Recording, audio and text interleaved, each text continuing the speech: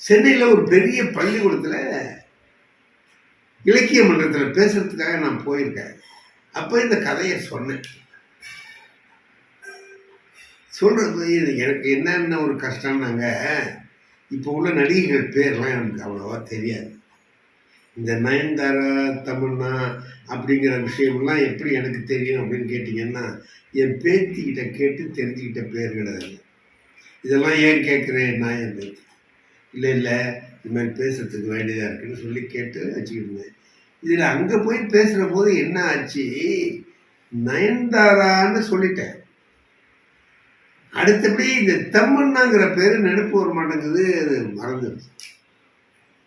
நான் அப்புறம் அங்கே உட்காந்து இந்த பையனில் ஒருத்தனை கேட்டேன், தம்பி நீ சொல்ற ஒரு அழகான பொண்ணு பேர் ஒன்று சொல்லு அப்படின்னேன்.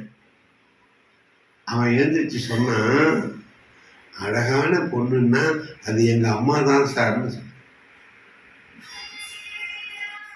இப்போ அவன் என்ன பண்ணான், எனக்கு ஒரு புத்தியை போட்டிட்டான்.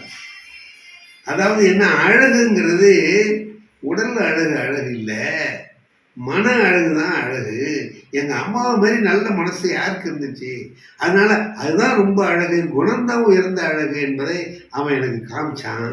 அப்படி பார்க்குற போது இன்றைய இளைஞர்கள் எல்லாரும் கெட்டு போயிட்டான்னு நம்மலாம் சொல்கிற மாதிரிலாம் இல்லை, நல்லாவே இருக்கிறாங்கங்கிறது நமக்கு ரொம்ப நல்லா தெரியும்.